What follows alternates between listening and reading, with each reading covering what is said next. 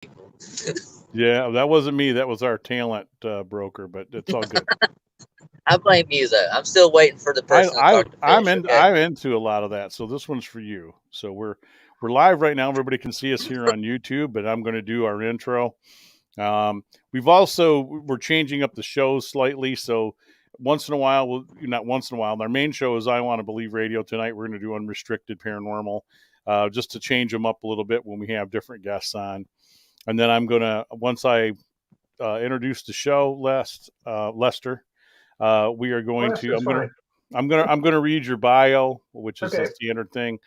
And then I'll get into some questions. Obviously, she always gives me talking points. And I watched an interview you did a couple years ago, and a lot of the stuff that you covered, I'm sure you'll cover tonight. And I was highly interested. We've had a guest before we go live. We've had a guest on too that told me that I have been abducted, and Elmer was there for that show, and she's convinced it still goes on with me, and that was all based on what she got for me and some of the questions that I apparently had asked. Apparently, I asked the right stuff, and I've had some missing time, but we won't cover that on tonight's show. Maybe we'll do that off air or another time, or maybe I'll be in touch with you guys and we'll talk. Absolutely. Okay. I think you've been abducted, but I'm pretty sure that your green card expired. That's the only alien. I'm sure it has. Yeah, it's no longer green. It's kind of like a tainted yellow. Yeah, well, go work at Walmart. All right, that's where those guys work at. Man, I may go there next. You never know. I'm going to shut the door in my office here. Hold on one second. Absolutely. And if everybody's joining us here on our live stream here on YouTube, thanks for being here with us tonight. We've got a special guest for you folks, and you'll hear that when I do the intro.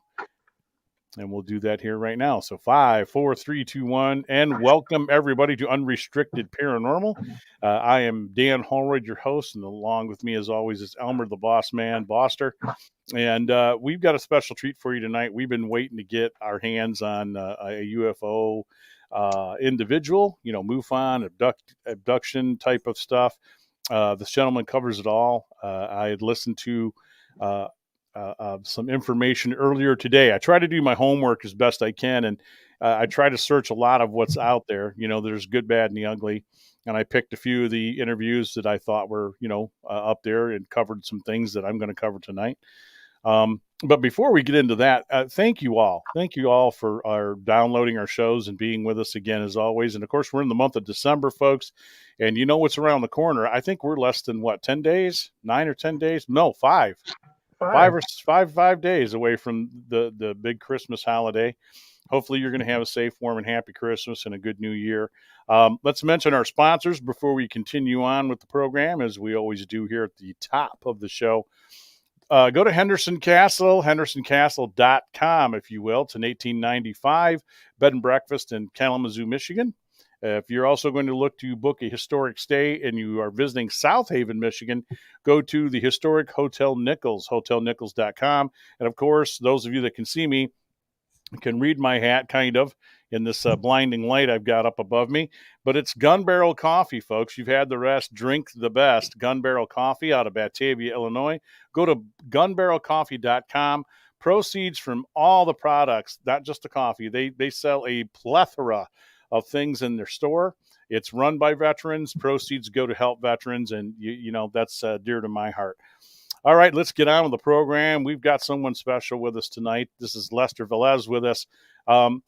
Lester is a graduate of the University of Vermont with a Bachelor's of Science degree in Business Administration. Beginning in September of 1970, he served in the U.S. Army as a field artillery officer and was later vice president of the Luscombe Engineering, a Silicon Valley-based manufacturer's representative company.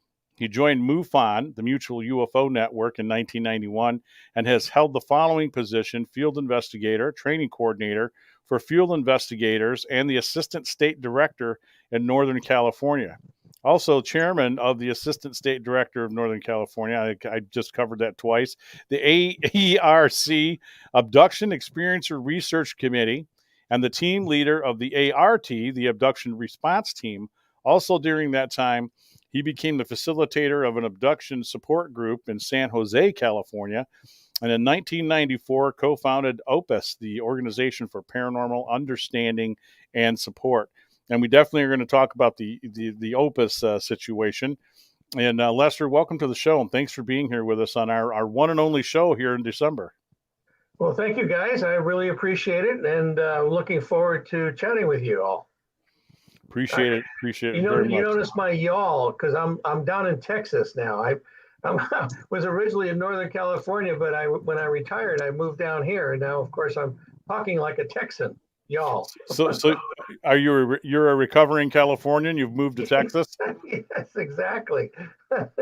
All right, just a little humor there, folks. Don't everybody send me hate mail now. Okay. I think we're going to get started we've covered your bio here, and you were in the military. How did you go from all these things that you've done in your past life, that led you to where you are now? How did that lead into the MUFON and the abductee situation? How did you get that interest? Well, you have to back it up quite a ways. Sure. When I was 11 years old, living in Connecticut at the time, I was coming back in the house. It was, around dusk in October. And so it was already dark, actually. And I noticed this silent, oval, whitish object silently moving over a tree line. And it scared the crap out of me. And I ran into the house and to get my father to come out and take a look at this thing. And by the time he came out, it was gone. And he says, oh, it was probably just a beacon of light reflecting off a cloud or something. But I didn't believe that. And so I went to the library soon thereafter and picked up books by George Adamski and about UFOs. And so I was really hooked. I started reading anything I could get my hands on. And subsequently, as I got older, it kind of started to fade and went off to college. I was part of the ROTC program at the University of Vermont. And I had a commitment with the military, 2 years active and 4 years reserve. And right at the end of graduation at Vermont, I got married, and then we subsequently moved back to Connecticut after my tour of duty. And one day I got this offer with Luscombe Engineering to move out to California. So in 1985, I moved out to California, and I picked up the paper, the San Jose Mercury News, and Stanton Freeman was going to talk about UFOs and the government cover-up. Well, it was like somebody threw a switch. All these years of kind of not thinking about the whole UFO phenomena, this thing just absolutely ramped up. And so I decided I'm going to go see him talk, expecting to see a handful of people. And the auditorium was full, and he gave one of his inimitable, presentations. And so on my way out, MUFON had a table in the foyer. And so they have a monthly journal. And so I decided, well, I'm going to start getting the journal. I got to get back into this thing. And that was okay for a while.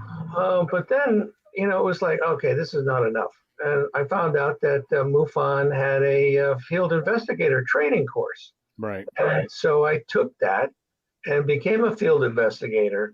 And almost without exception, the cases that I investigated not only were sighting cases, but they turned out to be abduction type cases. And that's when things really got interesting, because these people would ask me, do I know of other people having, similar experiences? And I said, yes, I do. And so that prompted the beginning of a support group that I facilitated in San Jose, in my office, the Luscombe office. And it was interesting that, my fellow compatriots in the business were totally open to this and, had no problem with what I was doing, which, that's pretty interesting in and of itself. So I was very lucky in that regard. And so it was at that point when I started to learn so much more from any of the books that I had ever read at that point about the abduction phenomena and these people and what they're dealing with, and the fact that they're having issues and trying to find people to talk to, and you know, even family members and clergy would were just thinking these people were crazy, and so it was so evident that they needed the kind of support that OPUS, the Organization for Paranormal Understanding and Support, eventually came about as a nonprofit group in 1994. And we can go into how that all got started too.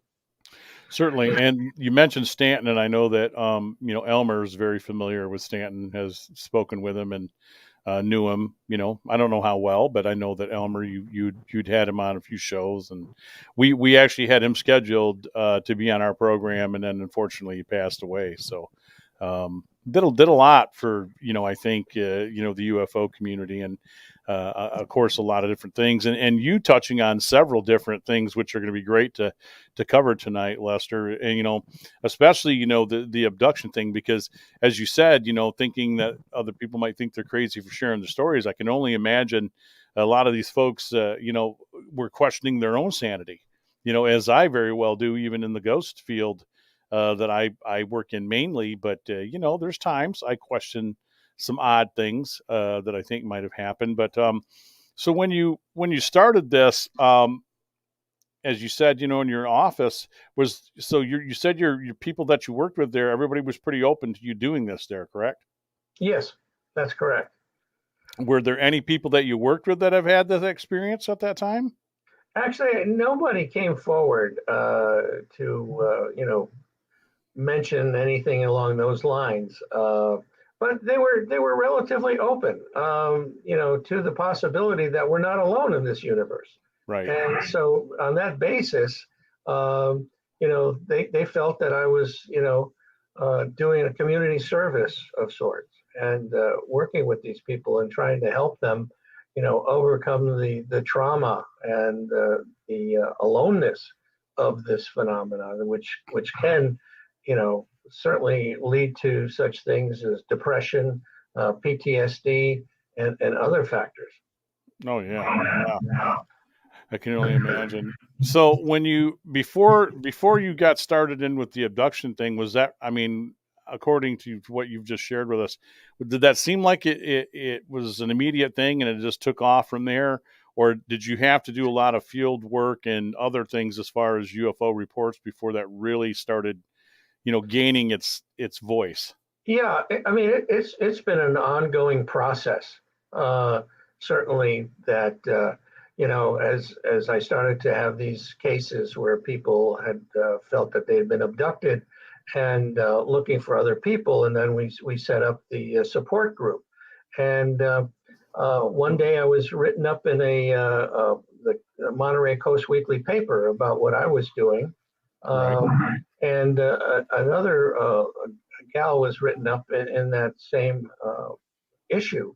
And she contacted me afterwards and saying, I was looking for help and trying to understand what's going on with my brainwaves when I'm in contact with these non-human intelligences or off-earthly entities, as she put it.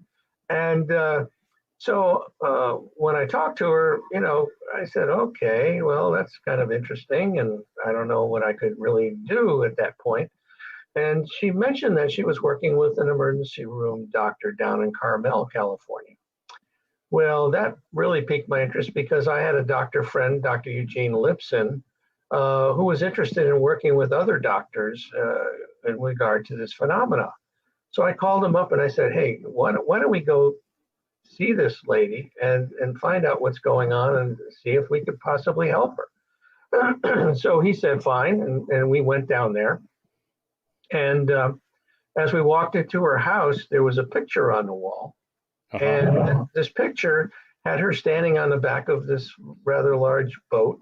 And so I asked her, I says, what's this all about? And she says, oh, I was down there helping these treasure hunters.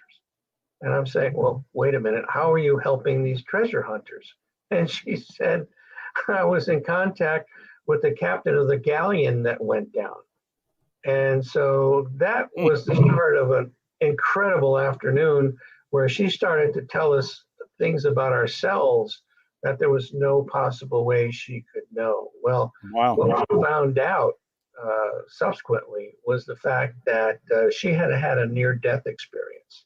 Okay, talking about what you mentioned earlier, and after that, she became extremely psychic, and so we came away from that afternoon, and you know, and we basically said, well, how can we possibly help somebody like this? We need to probably set up an organization.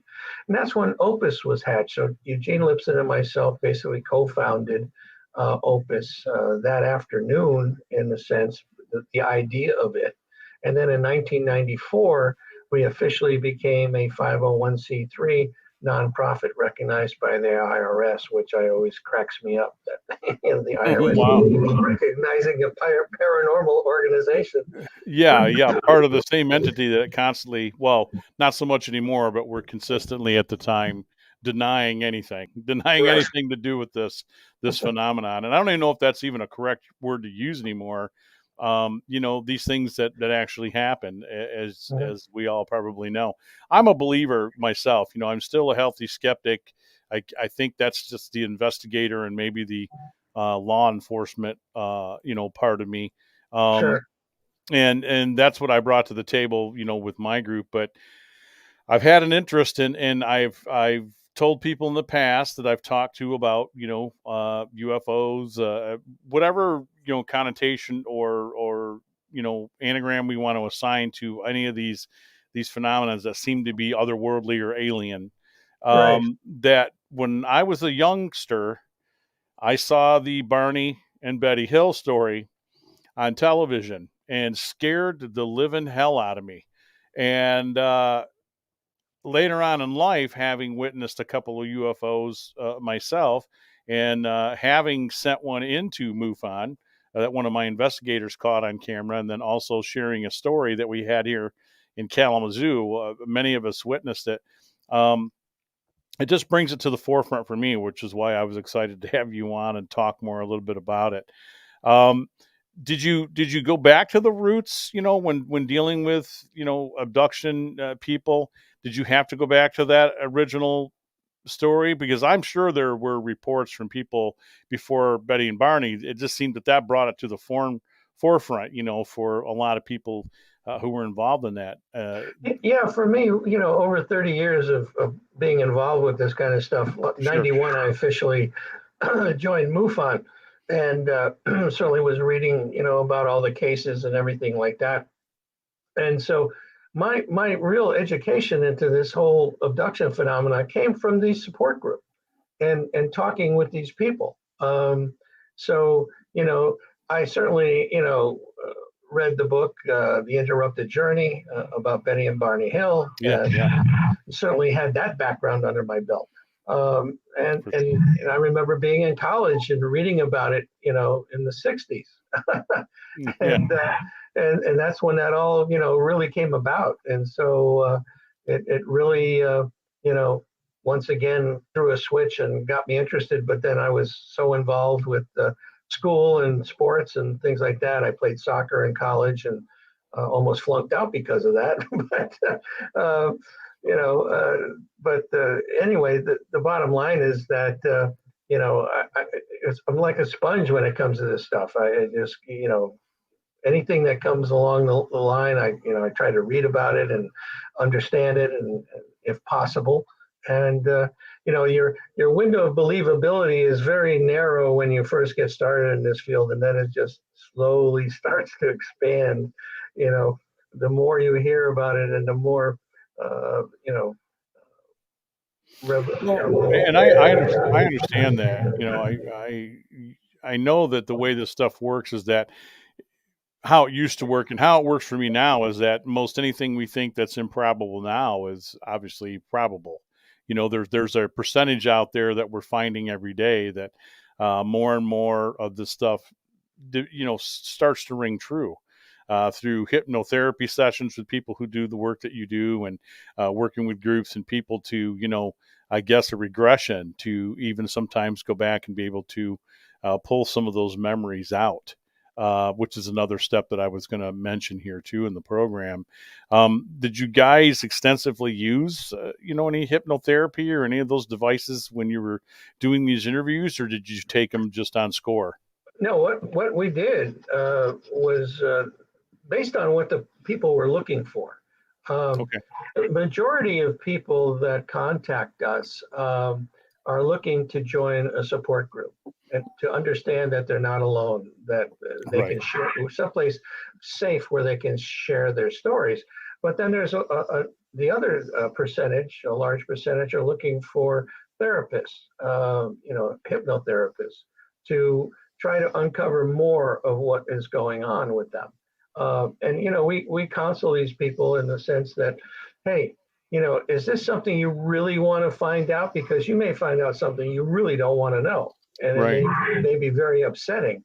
So you have to be very sure that you want to proceed with this. And then, of course, we counsel about the fact that, hey, you want to try to do this in person. With this COVID thing going on, a lot of the therapists have relied on Zoom meetings or Skype meetings with people. Sure. And so it's not the best way to go, but if there's no other recourse, then yes. And then, of course, you want to have someone that's with the experiencer at the time of the hypnosis session, just in case they start to freak out, just like Barney Hill did, in his session. Totally understand. Freaked. And, Yeah, totally understandable. And, as I said, I can only imagine that, it's created anxiety and portions of PTSD in a lot of these folks who have gone through this, because it doesn't show up right away, but maybe you see small pieces of their behavior which don't seem to be the person they used to be. I'm sure that's one of the more notable signs that you look for. And as far as the distancing, and interviewing, I understand too, as I'm sure you are at this point in your career with this, Lester, that, me being an investigator and having to interrogate people back, in my career when I was working, I'm retired now. I can tell signs, when people are kind of being very, very truthful with me as to what they believe, is the truth, or when people are trying to, deceive me. And I don't always get it right. God knows, but have you had a percentage of people that you've dealt with? I mean, I'll just touch on it for a minute because I want to focus on the positive. Have you had a percentage of people who have come in and sometimes tried to phony this, or maybe it's something else and it's not quite exactly what they thought it was? Yeah, since '94, the percentage has been very low, where, and then, you run into people that, that they need to probably go to a psychologist or a psychiatrist, that there's other issues going on, where, you get a person that you can't get a word in edgewise. They just keep talking and talking and talking. And, you can ask a question and they don't even hear the question. And so it's like you can't get through to them. And so we really can't help people like that. So what I tell them is, I think it'd be best if you did seek professional help of a psychiatrist or a psychologist, and see if you can deal with, the issue that's going on at the present time, and take away this other factor, if you will, because there's something else going on there besides a possible abduction or experience. Right. And I can imagine you folks have an extensive interview process too, because I know I do, just doing paranormal. I have a sheet, and these are things that I ask very tough questions. I delve into medical, mental health, alcohol, drug abuse. Yeah. I tell them I'm not here to go call the police or tattletale on them, but if I'm going to be asked to help and be that outside observer or person to, lend an opinion, those are things that I look at. And as I just alluded to, I look for telltale signs, when I ask those questions in the interview process, to see just how truthful people can be, because it happens in my field too, where people have other things happening, as you said, and they may think a certain experience is taking place. And we find out that may not be, the truth, not the truth to where they're just outright lying, but that may not be the actual thing that's happening. There are other things that are infecting their psyche and their mental illness, or mental well-being rather. And then, some of them are mentally ill too. I've dealt with that factor as well. Before I jump too far into the rabbit hole, I wanted to ask, have you yourself, outside of when you were younger and you were in the military, was there any talk when you were in the military, or anybody that you worked around that had experienced any kind of UFO type of deals? No, I never had any kind of issue like that, or subject come up in any discussions. This was during the Vietnam War, Right. and so when I got out of officer's basic training in artillery at Fort Sill, Oklahoma, I was stationed at Fort Dix in New Jersey, and as a training officer there, training these raw recruits, how to prepare themselves to go over. And during that time, I had 2 years of active service and 4 years of reserve. And after 18 months, I was still there. And I said to myself, well, I don't think I'm going to be going over to Vietnam. And that's about the time I got my orders for Vietnam, and packed up my wife and my dog, and we camped across the country and got out to California. And my wife was going to stay with her sister, who lived in Los Gatos at the time, basically a suburb of San Jose. And so I was there for about a week, and got a call from a buddy of mine back at battalion headquarters back at Dix. He says, this major's looking to talk to you. And I said, oh, okay. So I called the Pentagon, talked to this major. He says, your tour of duty's been cut by 2 months, so therefore we have to give you a choice of whether or not you want to go to Vietnam. And I said, well, I hope the next son of a bitch is as lucky as I am, because I'm not going over there. Because this is the end of the war, where they were fragging officers. I mean, the esprit de corps was in the tank. It was horrible. It was an absolutely horrible situation. So then he asked me, he says, well, where do you want to be stationed? I said, well, shit, I'm out here on the West Coast. Put me down at Fort Ord, which was open at that time in Monterey. And so I got my orders a week later, and they sent me all the way back to Fort Dix. But I never had any contact story-wise or incident-wise while I was in the military. So that was not a point of interest, as far as, other than the fact that I was so lucky to not go to Vietnam at that point. Wow. That's the first time I've heard a story that's slightly similar to that. I know that knowing a couple older folks that ended up with them towards the end of the war in very similar circumstances. But I bet you were relieved for sure. Yeah. So when you went to hear Stanton speak, and then you joined MUFON, can you recall like one of the first couple of cases that you went out to, or that you investigated? Oh yeah. Matter of fact, they're in my book. I don't know if you've got a connection to that, but the book that I just published here a few months back, called The Unknown Other, and the Existential Proposition of Alien Contact, which is on Amazon. And you can get it on our website, the OPUS website, which is opusnetwork.org.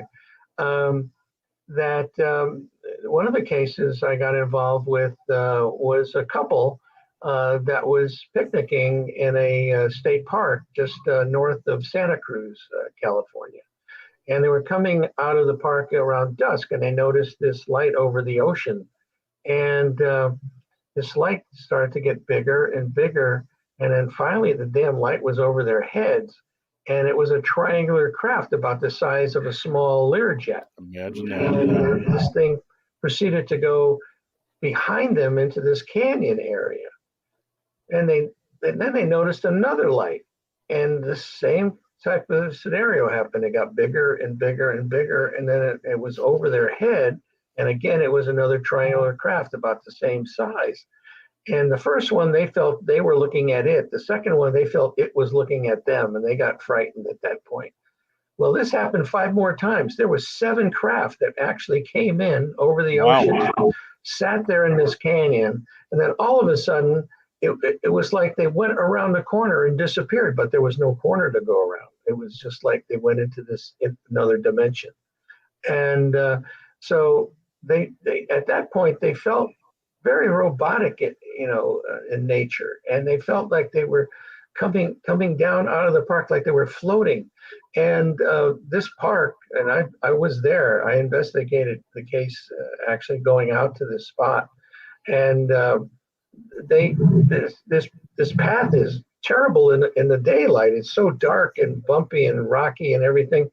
Well, they just felt like they were floating along, and then that's the last thing they remember. And 3 hours later, they're in this restaurant 5 to 10 minutes from the park, for dinner. They don't even know how they got there. So they had missing time. And so they eventually came to one of the support group meetings, and they told the group that they got a rash after this particular session that they had. And they showed the picture of the rash around to everyone in the group. And almost without exception, they all said at one time or another they had a similar rash. And one of the people in the group says, well, I think I know what that's from. And so we are all sitting there with our mouths open. Well, what do you think it is? Well, it's a reaction to the fluid that they dip you in when they bring you on board the craft to sanitize you. So I tell you, I've learned so much from just listening to these stories. Right. And it goes on. And in the book, there's 30 stories that I relate from the people in the support group, talking about their experiences and what they believe they are. And I know towards the end of the show, we're definitely going to have you cover that again to make sure everybody gets your information. And I would ask too, like, what part of the body was the rash prevalent? I mean, was it different areas or? It was basically in the upper thigh and groin area. Really? Yeah. Now I'm saying that way, folks, because, I not doing this to sensationalize the show. Okay. So here's another thing that I'm letting out here to the audience and you and people. So when we had another guest on, having told me in the past on our show, we discussed this with Lester off air. She was convinced that I had been, abducted, that it's happened and it continues to happen. Now, I went through a series in different times of year, and I still do every so often. I will get a rash in that area. And I've had missing time, attributed to those times that rash shows up. So that is very interesting to me. I had, coming home from Detroit, Michigan to Kalamazoo, which is where I live, folks. It's about a 2-hour drive. And I came home from an event. I don't remember half of the trip. I remember leaving Detroit and it was evening. And I remember my wife calling me eventually and wanted to know why it was taking 4.5 to 5 hours for me to get home. And now I realized I was closer to Battle Creek, which is just about 45 minutes or less from where I live. And I have no memory driving from Detroit until I got that phone call. It was, I can't recall how I got there. I don't remember getting on the off ramps, the drive or anything, but this show isn't about me tonight, but that is very interesting that you mentioned that rash, because I was thinking if he mentions the groin area, we're there, because I've had this looked at, by the doctor, and he says, well, maybe you're allergic to some of your sweat. And that didn't make any sense. I never suffered that, when I was younger. Later on in my teen years, sure. But I don't know. Well, it's interesting because they had gone to 2 different doctors, and one of them said, well, it's something external, but I don't know what it is. And the other one says, well, it's something internal, and I don't know what it is. Yeah, that's what I was told. Yeah. So that's insane. That's absolutely insane. And maybe there's some insight, as I said, there's been times, with Dream State. But we'll talk about that more here in a minute. I want everybody to stay with us. We're going to take our first commercial break here, folks. You're listening to Unrestricted Paranormal. Elmer has rejoined us. I know he probably lost signal. He's in a car. He's in a car. Or is that a spaceship, Elmer? We're not sure. It's a spaceship. Well, I have news for you, Dan. I know where that rash came from. It came from playing pirates on a island. Okay. Inside joke, folks. Maybe someday we'll tell that story. We're here with our special guest, Lester Velez, and you're listening to Unrestricted Paranormal right here on the one and only UnrestrictedParanormal.com network. Right here on our player. You guys go to unrestrictedparanormal.com. It is spelled a little different, folks. It's Unrest, okay? Unrest, RXTD, Paranormal, Unrestricted, Unrest, RXTD, Paranormal.com, all one word. That's our network. You scroll down to our player there, and there are many other shows and podcasts on this network that you folks can listen to. We've got everything from paranormal to creepy stories to old-time thrillers. We're gonna leave you with this. We'll be back in a minute for more. Right after these brief messages and some music. And of course, the people watching us see that we're just sitting here in the studio. And so everybody, welcome back. You're on Unrestricted Paranormal. I am Dan Hallwright of the Southern Michigan Paranormals. Also now new member of, I got to mention the guys, the Midwest Parahistorical Society, working with them too now. And also Elmer, the boss man, Boster. And we've got a special guest with us, Lester Velez. And we're talking, UFOs and abduction and OPUS. And we're going to talk a little bit about the OPUS deal here. And he's so gracious to put up with our antics and our craziness to be here with us. One and only show in December.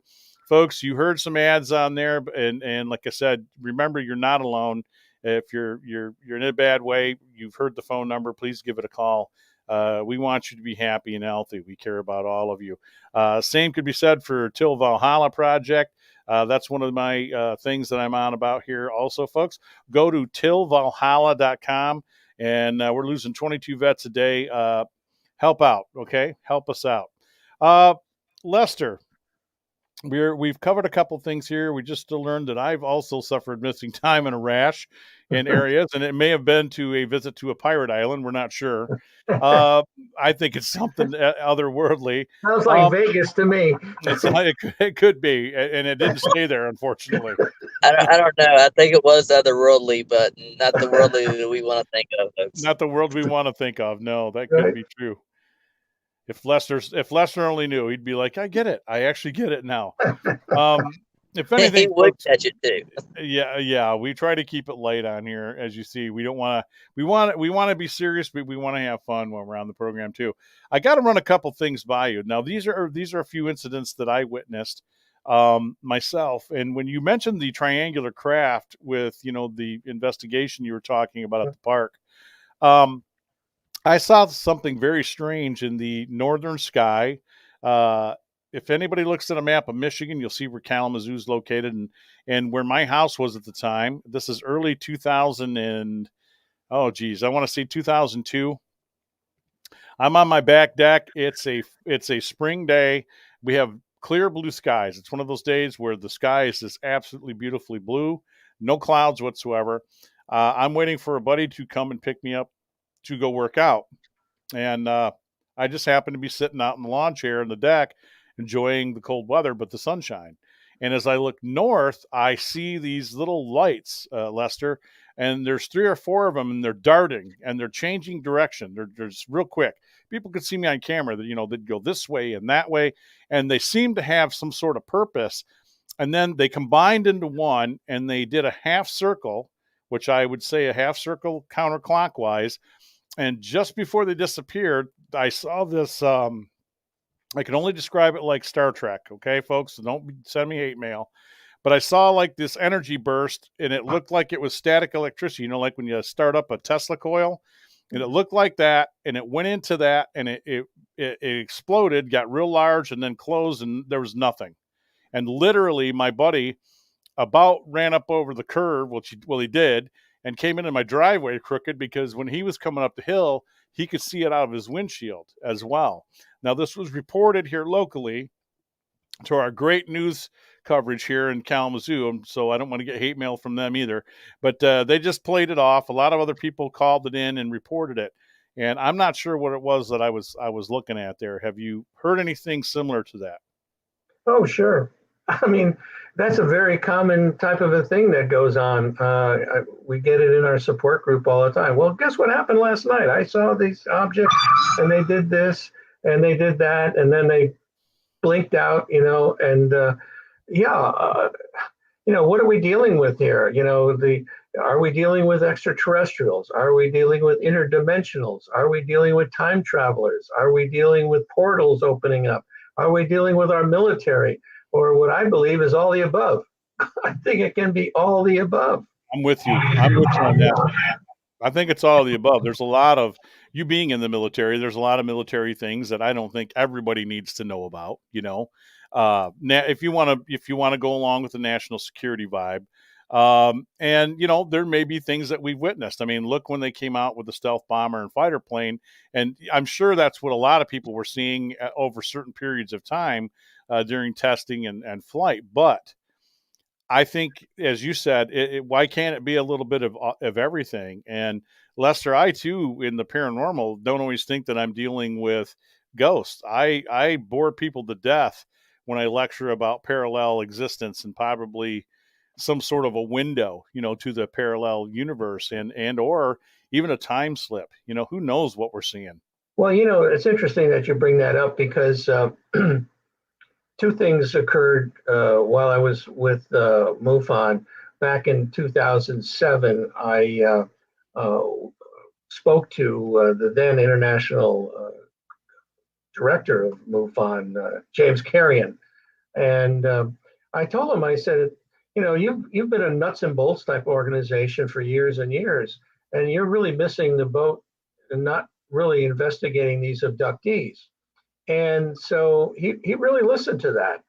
And the next thing I know that's happening, because they had no protocol, no organization to handle this, all the calls that were coming in to MUFON were directed to me, as OPUS, to help them. And so I have a whole plethora of phone calls that I've recorded, and listening to these people, you can tell that they're concerned, they're upset, they're stressed, and they're looking for help. They're looking for somebody that's empathetic and will listen to them and not be judgmental. Right. So anyway, out of that came a requirement from MUFON to basically investigate the phenomena. And so I put together the AERC that you mentioned earlier, the Abduction Experiencer Research Team. Right. And we basically put together the Omega-3 study, which was a follow-on to Kenneth Ring's Omega study, where we took 71 abductees and 51 people as a control group. And, we had them take these various psychological tests and everything. And the bottom line is that these people did not have a psychopathology. They weren't fantasy prone. They had some temporal lobe activity that was different than the control group, which is a very interesting fact, which is a whole nother ball game as far as these types of things. But recently, we just finished the first phase of the Omega-4 study, which is done by strictly OPUS. MUFON is involved only in a peripheral way. That's looking at therapists. We went out to therapists and got their feedback. And one of the things we found is that in working with them, the grays were the number one thing that people talk about that they've interacted with. Then orbs is the second thing that they've come up with. And then interdimensionals. And then the next thing is ghosts, poltergeist activity. And I think all this stuff is connected. Totally connected, because we've got people in a support group that have talked about demons that they've encountered. and ghosts. This one lady talked about running into this young boy who refused to leave the house, who was a ghost. And finally, she was able, through work with another person, to, let him go on and move on. But then the demons that they had, they brought in another expert, and they talked about the fact that there was a ley line running through the house and that these demons were coming up through the ley line. Make the long story short, they could never get rid of the damn things. and so she eventually sold the house. So anyway, there's so much to this stuff that we don't understand.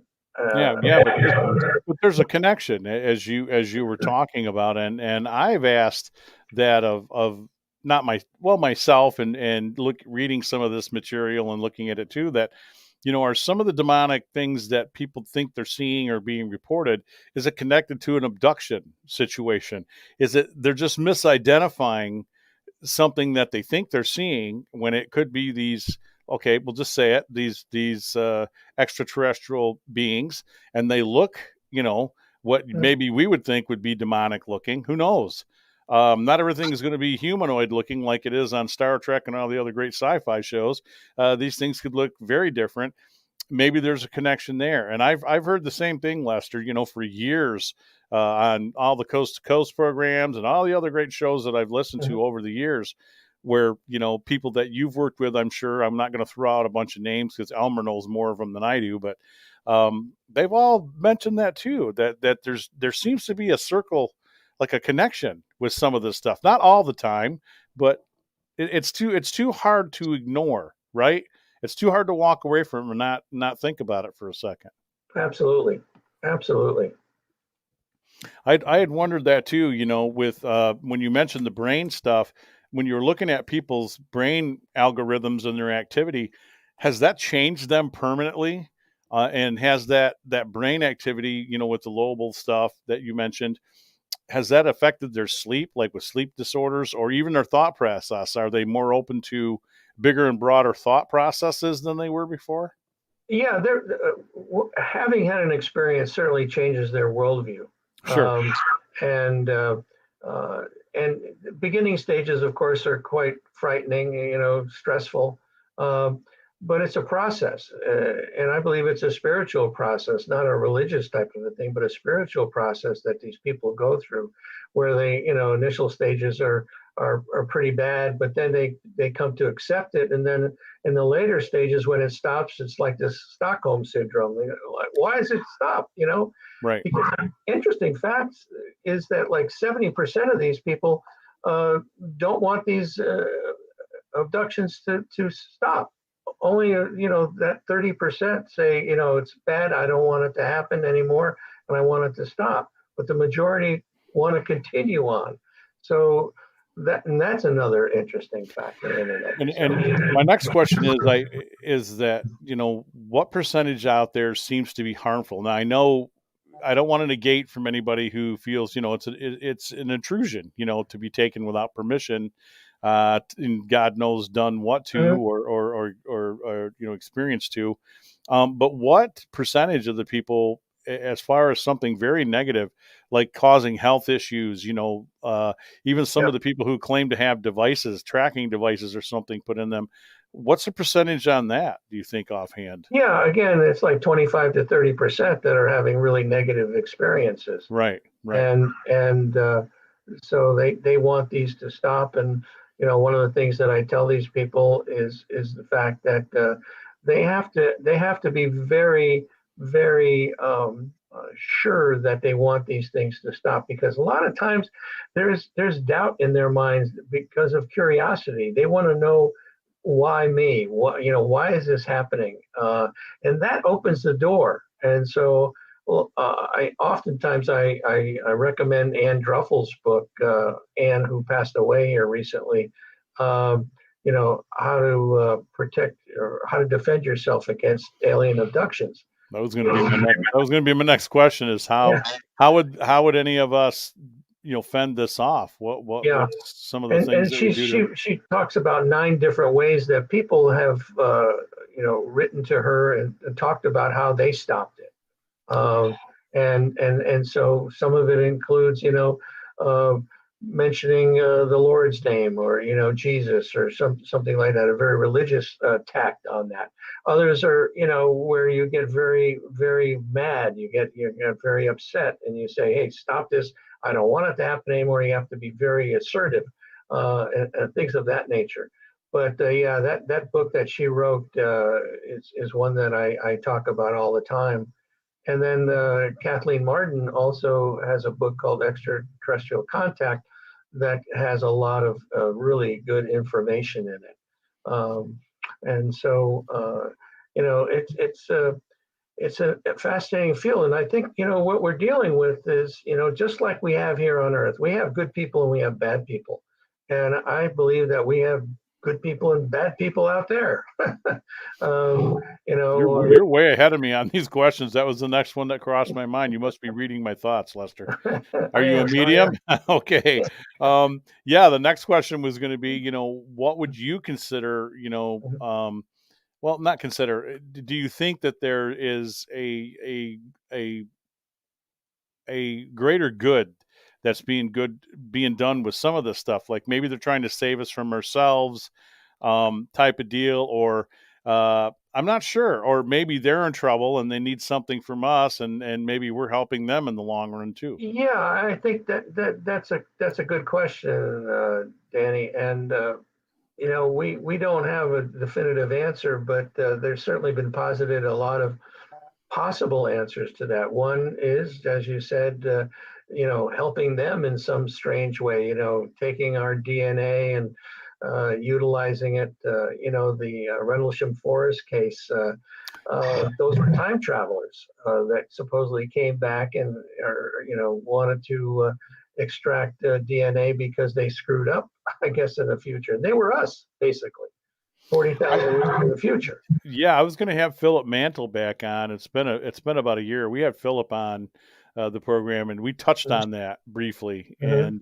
we talked about that a little bit, because it's been like a big highlight, in the UK, a big one Sure. here as well. But yeah, that's interesting. And you're touching on, as you said, you're talking about maybe understanding different versions of these people. I'm going to call them persons, people, beings. We have a friend, Mike Lynch, who, he's into this stuff too. And Dr. Lynch was convinced that there are several, different entities of these beings that come here. Some have already been here. Some work with us, some don't. There are some here who seem to be protectors. I mean, it would take another 2 hours to go on all the stuff that he shared with us. And it's very fantastical when you listen to it.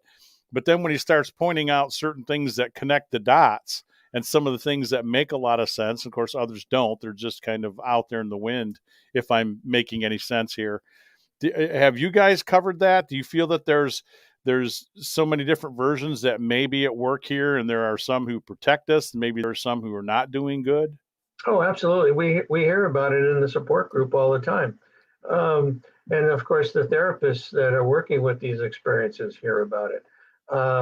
There's a multitude of non-human intelligences in play, and they all have different agendas. I always like to say, it's like us when we take a dolphin out of their environment, and we take a blood sample and we put a tag on them, and then we throw them back in the water. And then later on, we come back a year later or so and pull them out of the water again, and analyze them.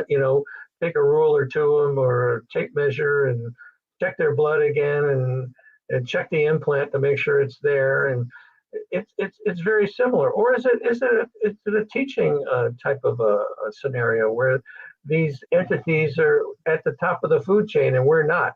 And their intelligence level and their capabilities are so far beyond ours that we're an experiment. We're just a big experiment where they can come in and do whatever the hell they want with us at any time. Right. And you beat me to another question, and that was another thing I was going to ask, if that was a thought process. Obviously, it is. And I also wondered, in the scope of this thing, what is it had they been here before, the whole ancient alien things. I don't know if you guys are on board with that. Oh, sure. There are so many things that seem, again, there too, that connect the dots. If we were to look at people's reports, even in biblical writings, just to touch a little bit here, not to get carried away with it, but to say that you've seen flaming chariots in the skies through different religious writings and reports. Well, we have to remember too, as I've told people when I've had these discussions, that for me, I know that that's how they would describe that, because that's the only thing they knew at that time. They're not going to say, hey, there was a flying airship. They didn't know what an airship was. Right. They would say a chariot. We see this chariot on the ground, even though it didn't look like a chariot. They're assimilating the best description that they can according to what world is going on around them in that time period. And then I jump ahead to that. Could, like you said, could some of them be us? Could we be visiting ourselves, trying to correct certain mistakes? And maybe that's why some of this Mandela stuff happens. I know I'm getting way off course here, but I'm trying to pick your brain, because I feel that, you guys are really in tune with this and you're on top. And there's many different organizations in the UFO community. Everybody's got certain opinions and ideas, but it sounds like a lot of them are very similar, trying to get to the same stop sign, the crossroads. And I just wondered what you thought of those questions. Yeah, the Romans, and a matter of fact, in the book, The Unknown Other, I talk about multiple conversations that were had by the Romans about the shields in the sky. That's how they characterized it. And I think that, like the Rendlesham Forest case has already been talked about, that, they were visitors from 40,000 years in the future. So I think time travel is probably a very real thing that we just don't understand yet. And it's certainly a possibility for future generations. Our physics right now is still in the dark ages, so to speak, based on all the activities that we're seeing. Although, if you believe, the Lockheed Skunk Works gentlemen that have come out of there talking about the fact that, we can take ET home. So it's okay, it's probably us now. Even I've often wondered that, and it's a very believable thing. I mean, if you're going to go back to the whole Philadelphia experiment and trying to cover that up, which again, I don't understand why the government or any of these agencies have ever thought they were going to be good crooks, because they are the worst at hiding anything or keeping anything secret about anything. I mean, there's some small things, but I just wish they'd stop trying to be career criminals and at least covering things up. Now, I could understand mass hysteria during certain times, but that again, I'm getting off track. I don't know about that, Dan. I don't know about that. I think they can hide pretty good. Oh, they do. Well, they do. There's black ops. What I'm saying is, though, when things happen right out in front of us, they still do it. They want to throw the diversion in front of us to, it's a diversion. They want us to look the other way and continue to tell us no, yet we've all seen it and people are coming forward. That's all I was going for. Well, that's the thing is, it's just like, we're still children. We're not going to be able to understand the whole concept of what they know. Oh, right. The thing is, it's just like, you give a kid a car, he's 2 years old, he's not going to be able to understand the concept of what the motor does and all that. It's just like giving us a spaceship. Like, what are we going to know about it unless, somebody's going to show us how to? And then we're going to go back to Roswell and that whole fiasco. But, the fact of the matter is we're still learning stuff about their technology that we'll probably never fully grasp, at least not in our lifetime. I mean, there's plenty of stuff that we don't understand yet, and we probably never will. And I think the best thing the government's doing is hide it in plain sight. I mean, that's where I was going with that. That's what I meant. I'm just at a loss. I mean, if you look at the media, look at movies and stuff, there's so much truth to it that everybody's probably thinking right now that I've lost my damn mind when I say that. But the fact of the matter is, it's hidden in plain sight, and there's a lot more to it. And there's things that I know that I won't talk about, but let's just say that, you know, they're real, and they're, you know, they're out there, they're plain sight, and, you know, I think MUFON has a good idea about it, but ultimately nobody's really going to know the full spectrum of it, because it's always going to be hidden from us. Yeah, you don't know until it happens. And Lester, I was going to throw a couple of things at you. You mentioned physics, and I'm not a physics guy. I am horrible at math, but I constantly, and see if this makes sense to you, Lester. I have constantly, when I give paranormal lectures and people throw science at me, I said, well, I've got a scientist in my group. He's a scientist, a physicist, and an engineer, and he builds stuff for our group to use. And he's been pleasantly surprised that some of these things that he has built and to do certain things, that he's had things happen which shouldn't happen. And he's been very pleasantly surprised that, you know what I mean? It's kind of breaking a barrier for him a little bit. His skepticism is still there, which it should be, but it's dissipating. And we get into discussions about physics and math. And I try not to bore people too much with this, but I'm on that with the UFO thing too. You know, people think that we have all the answers because we say, well, this can't be, because according to physics, these certain things can't happen. Or the math is the universal language. This is why we sent out Voyager. It's got all math that's going to talk to everybody. Says who? And I think you alluded to that, or you said it straight out. That, you know, these are all concepts that we created, folks. We created math. We created physics. We didn't find a book right under a tree that said, here's physics. This is how everything in the universe and everything outside of what we understand works. It's nonsense. We, like you said, we're the little kid on the block. We're the speck, and they may have a science and physics that we would never understand. You know, it'll take us eons to get there. Does that sound sensible to you? Oh yeah, I think that you know, it's beyond our capacity to understand it at the moment. But I think we're getting closer to a number of things. I mean, you know, you take a look at some of the patents that have been filed by the Navy and some private companies that talk about anti-gravity and things of that nature. And so, you know, they're saying that you know, we have technology that is far beyond what even you can possibly think of. And so you know, you correlate that with the fact that there's a space force supposedly, and you know, this Haim Eshed, this high-ranking general, retired general from Israel, that talked about in his book about the fact that you know, we have relations with these non-human intelligences, and there's bases here on the moon and on Mars, and that, you know, we have our bases on the moon and Mars. And so, you know, and when you hear that the first time, you say, oh, that's a bunch of baloney. But then when you start hearing it from different sources that are supposedly fairly credible, then you have to scratch your head and say, holy crap, this is probably happening, folks. And so we live in a very interesting time. And, you know, I think within this decade, this thing is going to blow up in a big way. And we're going to understand we are not alone.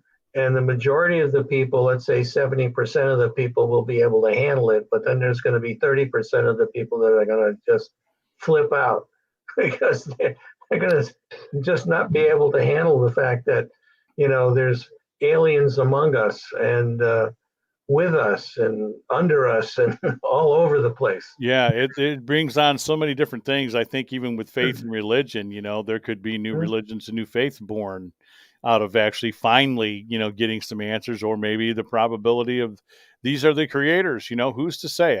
I mean, it goes, you're right, it goes into so many crazy different directions, but it's all very plausible. It really is in the scheme of things. I have a couple of questions as we're getting down towards the end here, and I know there's more to cover about OPUS and stuff. And I'd like to have you back, as I tell a lot of guests, but I definitely want to have you back for a part 2, so we could do like a 2-3 hour show if you're ever up for it. Sure, absolutely. Logistically, my question is, does there seem to be logistics involved with who they're abducting, like who they're picking, certain type of persons, certain regions, or is it just kind of a hit and miss?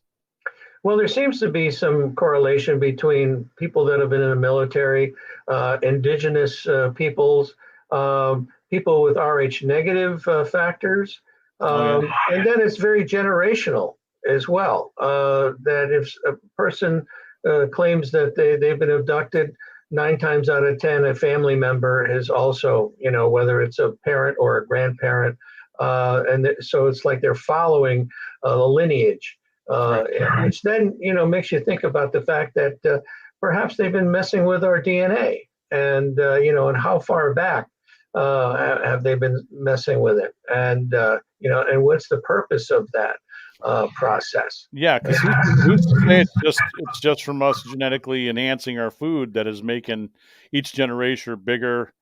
Bigger and larger. And I mean, of course, obese, that's our own problem.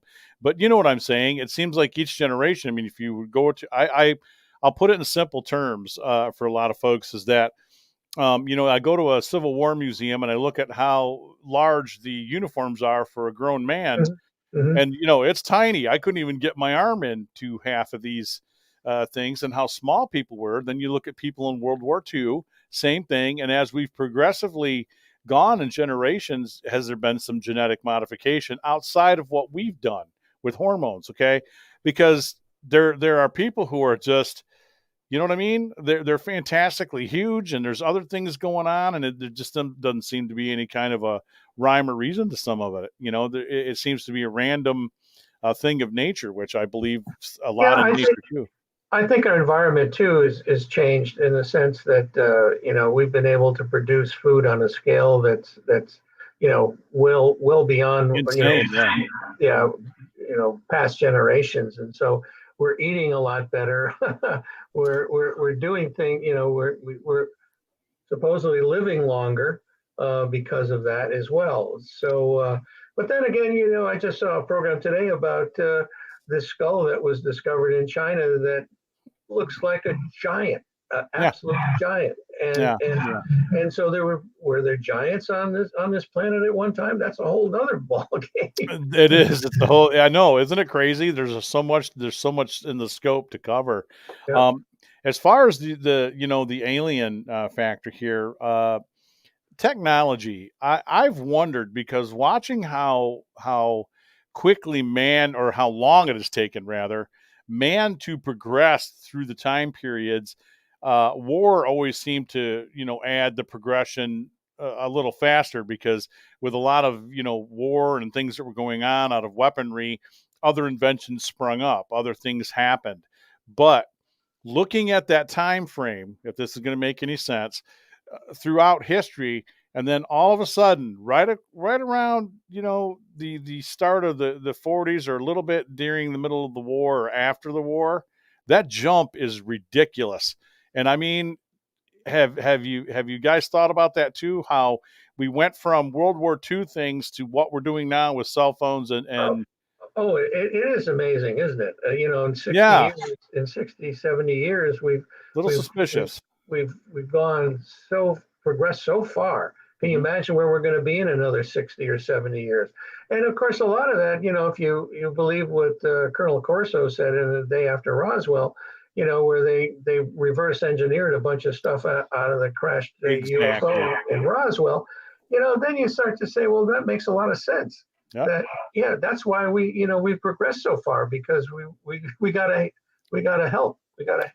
I mean, Ancient Man wasn't stupid. I mean, I've watched that great series where, you discover that Ancient Man was ahead of his time in a lot of different things that we were doing, but I just will not be convinced. I mean, the jump, the things that we're doing, there's obviously some sort of thing that was put into play gradually, but it happened quicker than we realized, right in front of our eyes. And there's been a lot of brilliant people, I was almost wondering if if Tesla was one of them, at one point in time, because of the understanding that this gentleman had, and who knows, and even delving into his stuff, I almost think there's some sort of Tesla connection. Actually said that he had an outside source. Yeah, and he was building a communication device to talk to people in space. So come on, Yeah, absolutely. Come on, folks. Interesting, isn't it? It is. So where are you today with MUFON? Are you still actively engaged? Oh yeah. Or? Okay. I'm involved. I'm a research consultant for the MUFON ERT, the Experiencer Resource Team, which is basically the follow-on to the AERC that I created. Right. So I'm still involved with that, and of course, heavily involved with OPUS, and fielding requests to, for therapists or being included in the online support group, which has proved to be super beneficial to people. We have almost 300 people from around the world that are talking to one another 24/7 and talking about their experiences and asking questions. So it's really proved to be a very beneficial thing for people that feel that they've had contact. Yeah, and I'm still a believer that we've had contact for, since probably day one. And you touched on some things that would be great to have you on the show, even just to talk about some of that crazy stuff. Sure. The giants and finding finger bones and the footprints now alongside, prehistoric animals. They have no explanation. Science, I saw a very funny thing, folks. If you ever get a chance to go over and find the clip, it's from, I think, Always Sunny in Philadelphia is the show. Oh yeah. And they're having a debate about religion and science, and not to get all the science people upset at me and send me hate mail, but how science can be a liar at times. And it's meant in a way to where we become absolute in things that we think or we believe. And I always caution everybody that like you, Lester, growing up and trying to open my mind to all the paranormal stuff and cryptozoology things and all the wonders of the universe, of creation, so to speak. I just wasn't buying it. And I just thought there's obviously more going on. And if we ever operate in a world of absolutes until we could put it in front of us and say, well, this is absolutely a square, it's a dangerous thing, because we shouldn't operate in a world of absolutes, because we've not been there. We haven't done this stuff. We haven't been to this planet. Some people claim to have been to different planets. I don't know where to go with that. That'd be a whole different show, but continue to do the work that you're doing, by all means. And as I said, we know that just like the paranormal field, you've got different, areas of people who debate everybody, and this guy's wrong and they're wrong and all that. And we're not here to cover that tonight. I like, the fact that MUFON still does some good work. And I have a friend who was involved in the Indiana office for quite a few years. I know that he's retired and stepped out now, but even he used to sit and share some very odd stories with me in Indiana. And I was going to go out and look at a few. And we have a couple here in Michigan, Lester, I'm sure you're aware of, outside Hillsdale. And when the state police had chased one, and some college students and a poor farmer saw one. And of course, we had the famous, I'm not going to mention his name, but it's swamp gas. Yeah. One of those deals. Yeah. How do you deal with the skeptics, if we can end the show going towards the end of the show with that? Yeah, sure. I think, I was in the beginning, I was very much concerned with the skeptics, and I felt I needed to proselytize somewhat and try to convince them. But I learned very quickly it's a waste of time. Yep. Because most of these people are very close-minded, and no matter what you say, it's not going to convince them. You can show them fact after fact after, evidence, if you will, and they still, look at Sherwood, whatever his name is. What is his name? Sherman? Yeah, I know who you're talking about. Yeah.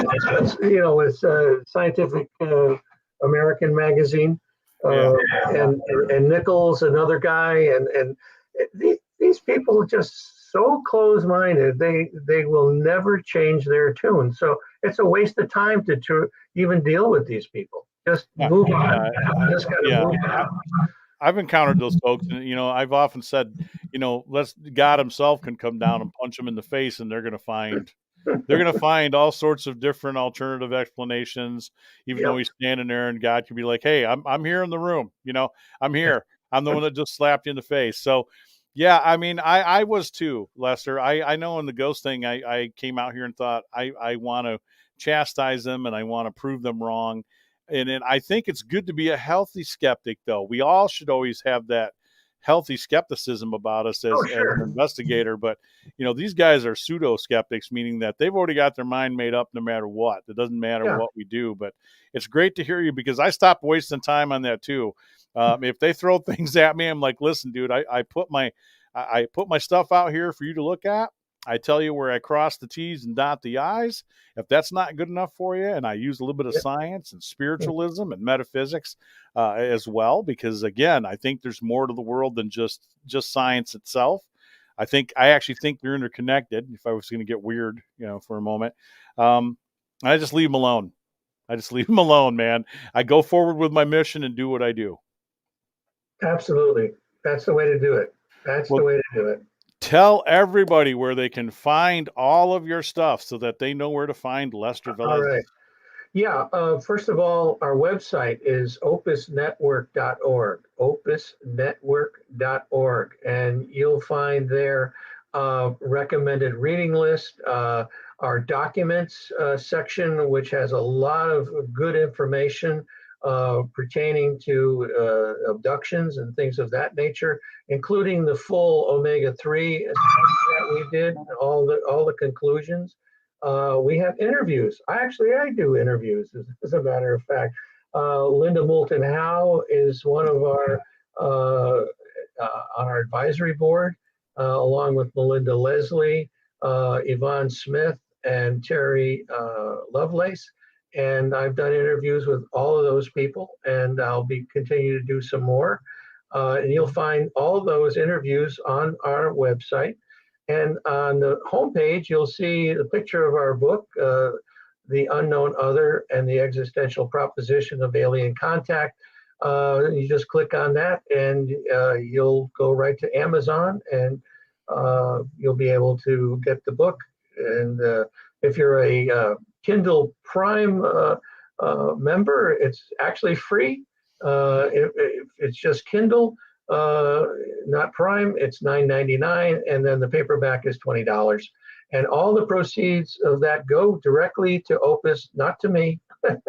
And because we're a nonprofit, so we're just trying to raise some money, and so hopefully you'll find it in your heart to get that book one way or another and take a look at it, because it's a story about not only Opus, but these people and what they're dealing with, from the physical aspects to the psychological aspects. And so I think you'll find it very interesting.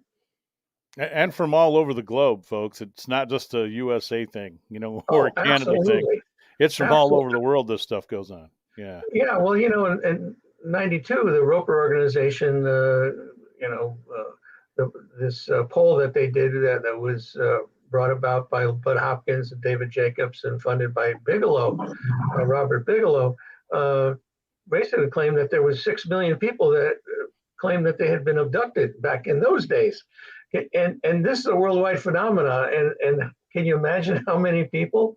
And so what's behind that?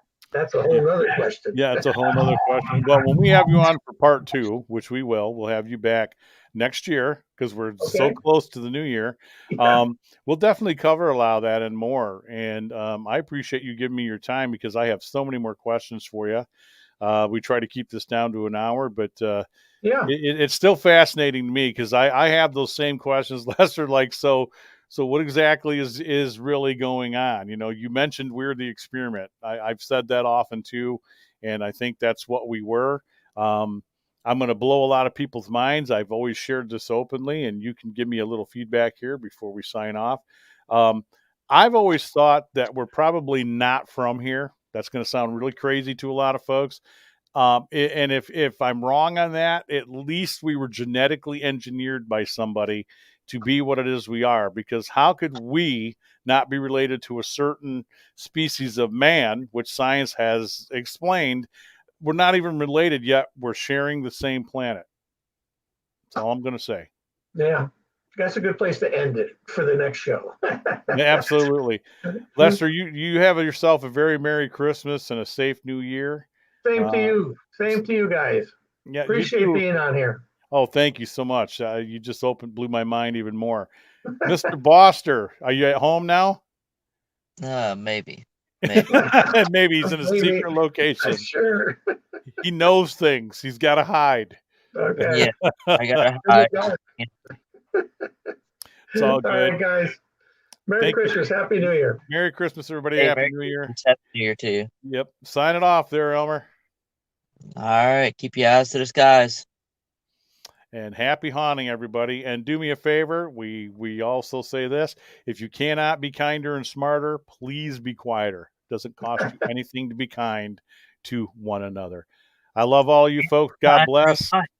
Yes, and we will see you next year. Hopefully it's going to be a better one. This is Dan signing off for Unrestricted Paranormal.